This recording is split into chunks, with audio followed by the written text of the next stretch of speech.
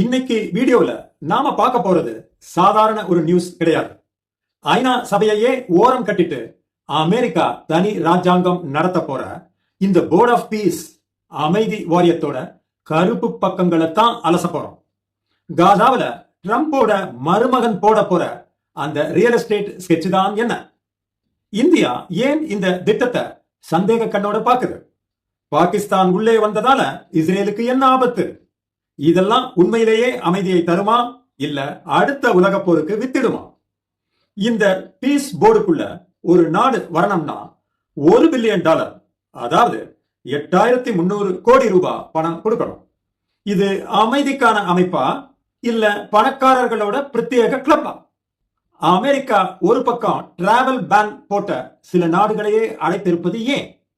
உலகத்தோட மிகப்பெரிய ஜனநாயக நாடான இந்தியாவும் அமெரிக்காவோட உயிர் நண்பர்களான நாட்டோ நாடுகளும் இந்த திட்டத்தை பார்த்து ஒரு அடி பின்வாங்கி நிக்கிறாங்க. ஏன்? எல்லாத்தையும் ரொம்ப ஆழமா ஆதாரங்களோட பார்க்க போறோம். இது பீஸ் போர்டு பற்றிய ஒரு முழுமையான அரசியல் ரிப்போர்ட். வாங்க வீடியோக்குள்ள போகலாம். இது பீஸ் போர்டு இல்ல, ப்ராஃபிட் போர்டுன்னு கடைசியில புரியும். இன்னைக்கு உலகமே உத்து பார்க்கிற ஒரு முக்கியமான விஷயம், அமெரிக்க அதிபர் டொனால்டு ட்ரம்ப் கொண்டு வந்திருக்கிற போர்ட் ஆஃப் பீஸ். இத பத்தி நீங்க தெரிஞ்சிக்க வேண்டிய 5 முக்கியமான ரகசியங்களை இப்ப பார்க்கலாம். நம்பர் 1, பீஸ் போர்டு என்றால் என்ன? இதன் நோக்கம் என்ன? செப்டம்பர் 25 ட்ரம்ப் முன்மொழிந்த இந்த திட்டம் கடந்த ஜனவரி 22, 2026 டாவோஸ் நகரில் அதிகாரப்பூர்வமாக கையெழுத்தானது. முதல் கட்டம் காசா போரை நிறுத்தி அங்கு அமைதியை ஏற்படுத்துவது மற்றும் சிதைஞ்சு போன காசாவை மீண்டும் கட்டி எழுப்புவது இதோட முக்கியமான வேலை. அடுத்த கட்டம் காசாவோட மட்டும் நிக்காம உலகம் முழுக்க எங்கெல்லாம் போர் நடக்குதோ அங்கெல்லாம் தலையிட்டு அமைதியை கொண்டு வருவதுதான் இதோட லட்சியம்னு அமெரிக்கா சொல்லுது. அமெரிக்காவின் மறைமுக திட்டம் தான் என்ன? மேலோட்டமாக அமைதின்னு சொன்னாலும் இதற்கு பின்னால சில தந்திரங்கள் இருப்பதாக அரசியல் விமர்சகர்கள் நினைக்கிறாங்க. தனிப்பட்ட அதிகாரம், இந்த அமைப்பின் ஆயுட்கால தலைவராக ட்ரம்ப் தான் இருப்பார். அதாவது அவர் பதவியில இல்லாவிட்டாலும் இதுல அவருக்கு தனிப்பட்ட அதிகாரம் இருக்கும். தனி ஆதிக்கம் மற்ற நாடுகளை தன் வழிக்கு கொண்டு வரவும், பிடிக்காத நாடுகள் மீது வர்த்தக தடைகள் விதிக்கவும் தனி ஆதிக்கத்தை பயன்படுத்தலாம். எடுத்துக்காட்டாக பிரான்ஸ் மீது 200% வரி விதிப்பதாக மிரட்டியது. இதில் நிரந்தர உறுப்பினராக சேர $1 பில்லியன், சுமார் 8300 கோடி ரூபாய் நிதி கொடுக்கணும். இது அமைதிய விலைக்கு வாங்குவது போல இருக்குன்னு விமர்சனம் எழுந்தாலும் சரியும் டாலருக்கு ஒரு டிமாண்ட ஏற்படுத்தும். இது ஐநா சபையை ஓரங்கட்டுமா? ஐநா சபை பல நேரங்கள்ல போர்களை தடுக்க தவறிட்டது என்பது ட்ரம்பின் வாதம். ஐநா சபை அதன் திறமைக்கு ஏற்ப செயல்படவில்லை. அதனால பீஸ் போர்டு அதற்கு மாற்றாக கூட மாறலாம் என்று ட்ரம்ப் வெளிப்படையாகவே கூறியிருக்கிறார். ஐநா சபையை விட இது வேகமாகவும் முடிவுகளை உடனே எடுக்கும் அமைப்பாகவும் இருக்கும் என்பது அமெரிக்காவின் பிளான். ஆனா இது சர்வதேச சட்டங்களை பலவீனப்படுத்தும் என்று பல நாடுகள் அஞ்சுகின்றன. காசாவில் அமெரிக்கா செய்வது வேஷமா? காசா போரில இஸ்ரேலுக்கு ஆயுதங்கள் கொடுத்து கொண்டே இப்போது அமைதி வாரியம் அமைப்பது பலருக்கு ஆச்சரியத்தை ஏற்படுத்தியுள்ளது. அமெரிக்காவின் பழைய வரலாற கொஞ்சம் திரும்பி பாருங்களேன். வியட்நாம் வார் முடிந்த பிறகு பீஸ் டாக்ஸ் சொன்னாங்க. ஈராக் வாருக்கு பிறகு ஸ்டெபிலிட்டி ஃப்ரேம்வொர்க் சொன்னாங்க. ஆப்கானிஸ்தான் வார் முடிந்த பிறகு பீஸ் ப்ராசஸ் என்று சொன்னாங்க. அதாவது வார் கிரியேட்டர் தான் பீஸ் ஆர்கிடெக்டாக இருப்பது. அதுதான் அமெரிக்காவின் பேட்டர்ன். இந்த வாடிக்கையை ஒரு இன்ஸ்டிடியூஷனாகவே மாற்ற ட்ரம்ப் இப்போ முயற்சி செய்யறாரு through board of peace. America ஏன் இதை செய்யறாங்க என்றா, போருக்கு பின் காசாவின் நிர்வாகம் யார் கையில் இருக்க வேண்டும் என்பதில் அமெரிக்காவுக்கு அதிகாரம் தேவைப்படுது. இந்தியா மற்றும் நாட்டோ நாடுகள் ஏன் தயங்குகின்றன? இந்தியா பிரதமர் மோடிக்கு அழைப்பு வந்தும் இந்தியா இன்னும் இதில் சேரவில்லை. காரணம், இந்தியா எப்போதும் ஐநா சபையையும் சர்வதேச சட்டங்களையுமே நம்புகிறது. மேலும் பாகிஸ்தான் இதில் சேர்ந்திருப்பதும் இந்தியா யோசிக்க ஒரு காரணம். நாட்டோ நாடுகள் பிரான்ஸ், ஜெர்மனி போன்ற நாடுகள் இது ஐநா சபையை சிதைச்சிடும் என்று பயப்படுறாங்க. பிரான்ஸ் இந்த அழைப்பை அதிகாரப்பூர்வமாக நிராகரிச்சிடுச்சு. தற்போதைக்கு சவுதி அரேபியா, பாகிஸ்தான், எகிப்து, ஹங்கேரி போன்ற 19 நாடுகள் இதில் சேர்ந்திருக்காங்க. ஆனால் சீனா, பிரான்ஸ் போன்ற பெரிய நாடுகள் விலகி இருப்பதால இது உலகளாவிய அமைப்பாக மாறுமா அல்லது அமெரிக்காவின் ஒரு பிரத்யேக கிளப்பாக முடிந்து விடுமா என்பதும் வருங்காலத்துல தான் தெரியும். இந்த வீடியோல நாம பீஸ் ஹிப்போக்ரசி எக்ஸ்போஸ் பண்ணறோம். ஆனா லாஸ்ட்ல அதை விட அன்கம்ஃபர்டபிள் ட்ரூத் ஒன்னு இருக்கு. 67 பில்லியன் மதிப்பில் ஆன காசா புனரமைப்பு பணிகளில தங்களுக்கு நெருக்கமான நிறுவனங்களுக்கு வாய்ப்பளிக்க இது ஒரு வழியாக கூட இருக்கலாம். ட்ரம்ப் எப்போதுமே உலக அரசியல ஒரு ரியல் எஸ்டேட் பிசினஸ் போலத்தான் பார்க்கிறார். ட்ரம்பின் அரசியல் பாணி என்பது டீல் மேக்கிங், அதாவது ஏதிலும் ஒரு லாபம் அல்லது ஒரு ஒப்பந்தம் இருக்க வேண்டும் என்று அவர் நினைப்பார். போர்ட் ஆஃப் பீஸில் சேர ஒவ்வொரு நாடும் $1 பில்லியன் கொடுக்க வேண்டும் என்ற நிபந்தனை தான் பல நாடுகளை முகசுளிக்க வச்சுள்ளது. இது அமைதிக்கா அல்லது லாபத்திற்கா என்று யோசிக்கிறாங்க. சரி, அமெரிக்காவிற்கு என்ன லாபம்? இந்த நிதி காசாவை மறுகட்டமைக்க பயன்படும் அப்படின்னு சொல்லப்பட்டாலும் அந்த பணத்தை கொண்டு காசாவில் கட்டப்படும் கட்டிடங்கள், தொழில்நுட்பங்கள் மற்றும் ஒப்பந்தங்கள் அனைத்தும் அமெரிக்க நிறுவனங்களுக்கு. உதாரணமாக ட்ரம்பிற்கு நெருக்கமானவர்களின் நிறுவனங்களுக்கு கிடைக்கும் வாய்ப்பு அதிகம்.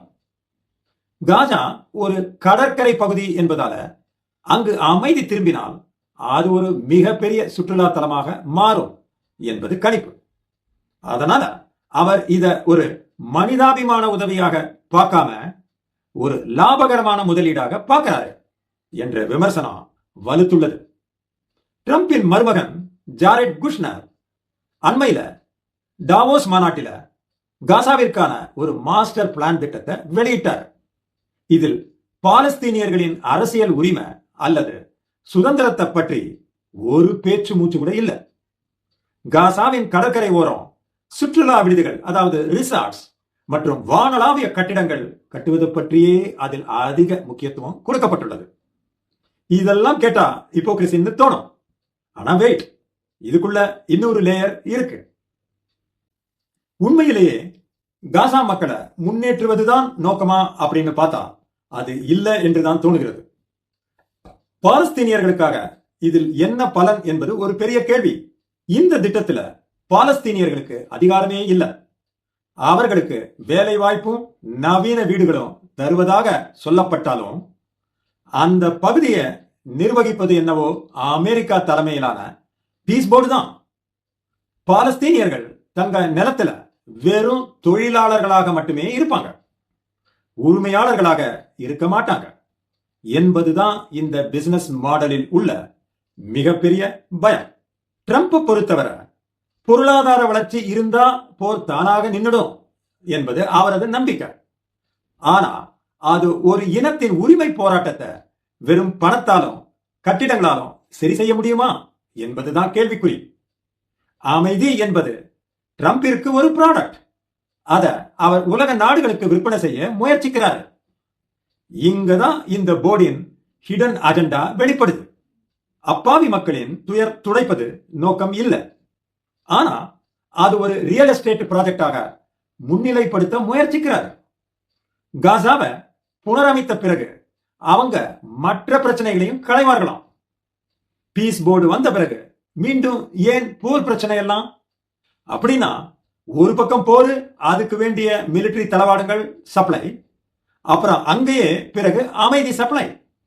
ஆக மொத்தம் இது ஒரு பிசினஸ் சைக்கிள் தான். ஆனா பாகிஸ்தான் முதல் நாடாக துண்ட போட்டு இடம் பிடிச்சு கொண்டது. அது ஒரு இஸ்லாமிய நாடு, நாம் சொல்வதெல்லாம் கேட்கும். மேலும் ராணுவ ராஜ்யம், தீவிரவாதி நட்பு நாடு, நமக்கு தேவைப்படலாம் போன்ற பல காரணங்களுக்காக பாகிஸ்தானை சேர்த்துக் கொண்டது அமெரிக்கா. ஆனா பாகிஸ்தானோ அமைதிக்கு மட்டும்தான் ஆதரவு தருவோம், ஹமாஸுக்கு எதிராக செயல்பட மாட்டோம் அப்படின்னு சொல்றாங்க. இஸ்ரேலும் தெளிவாக சொல்லிவிட்டது, ஹமாஸ் ஆயுதங்களை கீழே போடாதவரை நாங்க உறுப்பினராக இருக்க மாட்டோம்னு. அந்த பீஸ் கீப்பிங் போர்ஸ்ல பாகிஸ்தான் பங்கேற்க கூடாதுன்னு இஸ்ரேல் குறியா இருக்கு. இப்படி ஹமாஸுடன் தொடர்புள்ள பாகிஸ்தான் எப்படி செயல்படும் என்ற கேள்வி எழுகிறது. அதே போல ஹமாஸும் சொல்லிவிட்டது, பாலஸ்தீன நாட்டிற்கு நிரந்தர தீர்வை எட்டும் வர ஆயுதங்களை கீழே போட மாட்டோம் என்று. பாகிஸ்தான் உள்நாட்டிலேயே மக்கள் பாலஸ்தீனுக்கு ஆதரவாகவும் இஸ்ரேலுக்கு எதிராகவும் தான் இருக்கு. அப்படி பாகிஸ்தான் இஸ்ரேல் சார்பாக ஹமாஸ போலீசிங் செய்தா அது இஸ்லாமிய நாடுகளுக்கு எதிரானதாக பார்க்கப்பட்டு பெரிய பின்னடைவை ஏற்படுத்தும். போராளிகள் மக்கள் போராட்டத்தில் ஈடுபடலாம். அமெரிக்காவின் கடைக்கண் பார்வைக்காக பாகிஸ்தான் இப்போ ஒரு தர்ம சங்கட பொறியில மாட்டிக்கிச்சு. ஆனா பாகிஸ்தான் நினைக்குது, வெளியே இருப்பதை விட உள்ளே இருப்பதுதான் நன்மைன்னு. மேலும் அதுக்கு யுஎஸின் குட்வில் தேவை. அதனுடைய பொருளாதாரம் விழுந்து IMF டிபெண்ட் பண்ணிக்கிட்டு இருக்கு. நீங்க இந்த வீடியோல அமெரிக்கா, காசா, இந்தியா, சைனா எல்லாம் பார்த்திருப்பீங்க. ஆனா இவங்க எல்லாரையும் கனெக்ட் பண்ற ஒரே ட்ரூத் இன்னும் சொல்லல. அதுக்கு முன்னாடி இன்னொரு முரண்பாடை பார்க்கலாம். France, Germany, UK, Russia, China and Canada இவங்க யாரும் ஏன் சேரல என்ற பல காரணங்களை பார்த்தோம். ஆனா ட்ரம்ப் அரசு பயண கட்டுப்பாடுகளை விதித்த சோமாலியா, ஏமன், சூடான் போன்ற நாடுகள் சேர்ந்ததுதான் வினோதம். இந்த நாட்டு மக்கள் அமெரிக்காவிற்கு உள்ள நுழைய தடை அல்லது கடுமையான விசா கட்டுப்பாடுகள் உள்ளன. ஆனால் இதே நாடுகளின் தலைவர்களை மட்டும் தனது பீஸ் போர்டு அமைப்பில் உறுப்பினர்களாக இருக்க ட்ரம்ப் அழைக்கிறார். தற்போதைய பொருளாதார சூழல்ல பயணத்தடை விதிக்கப்பட்ட இந்த நாடுகளின் பணத்தை வாங்குவதன் மூலம் அமெரிக்கா தனது நிதி சுமையை குறைக்க பார்க்குது. பயணத்தடை மூலம் அந்த நாடுகளை மிரட்டி வைக்கவும், அதே சமயம் பீஸ் போர்டு மூலம் அவங்களை தன் பக்கம் இழுத்து சீனா அல்லது ரஷ்யாவின் பக்கம் சென்று விடாமல் தடுக்கவும் இந்த இரட்டை வேடத்தை அமெரிக்கா பயன்படுத்துகிறது. இந்த பீஸ் பிளான் ஆனது ஜெயிக்குமா? சந்தேகம்தான். காசாவின் ப்ராப்ளம் அரசியல் சார்ந்தது, not on managing and marketing. இந்த அமைதியானது இறையாண்மை பொருட்டு இருக்கு. It can not be outsourced. Gaza ஒரு அமைதிக்கான மிஷன் இல்ல, அது அரசியல் சார்ந்த புதைக்குழி. ஏன் பீஸ் போர்டு ஒரு ஹிப்போக்ரசி தான் ரொம்ப டீப்பா இப்போ பார்க்கலாம். பீஸ், சீஸ்ஃபயர், ஹியூமனிட்டி இந்த வார்த்தைகள்லாம் நாம அதிகமா கேட்கிற நேரம் தான் உலகம் அதிகமா ரத்தம் சிந்துற நேரம். அமெரிக்காவின் போர்ட் ஆஃப் பீஸ் உலக அமைதிக்கா அல்லது புதிய ஆதிக்கமா? இல்ல வார்ல ப்ராஃபிட் பண்றவங்க செய்யற சால்ஜாப்பா? Simple question. இதை ஏன் அமெரிக்கா இப்போ முன்னெடுக்குது? ரத்தம் படிந்த கைகளோடு இப்போ ஏன் சமாதான புறா பறக்க விட ஆசைப்படுது? பீஸ் போர்டு பேசுற சில நாடுகள் சோல்ஜர்ஸ் மெர்சினரி மாதிரி எக்ஸ்போர்ட் பண்றாங்க. வார் ஜோனுக்கு man power supply, soldiers contractors அப்படின்னு ரீநேம், பாம்ஸ் டிஃபென்ஸ் எக்ஸ்போர்ட்னு லேபிள் வேற. பீஸ் பேசுறவங்க எல்லாம் வார்ல ப்ராஃபிட் பண்றாங்க. வார்னு சொன்னாலே ரெவென்யூ ஸ்ட்ரீம் தான். இப்படி பெயர் மாற்றினாலும் உண்மையிலேயே அது ஒரு போர்னு சொன்னாலே பணம் சம்பாதிக்கும் ஒரு ரெவென்யூ ஆகத்தான் இருக்கும். வாருக்கு கான்ட்ரிபியூஷன் செய்து பீஸுக்கு கன்வீனர் ஆகிறது மாரலி ஐரானிக்கல். இது ஐரணி மட்டும் இல்ல, ஜியோ பாலிடிக்ஸ்ல classic contradiction. But geopolitics moral science இல்ல என்பதை நாம பேசிக்கா புரிஞ்சுக்கணும். இது பீஸ் போர்டு இல்ல, ப்ராஃபிட் போர்டு.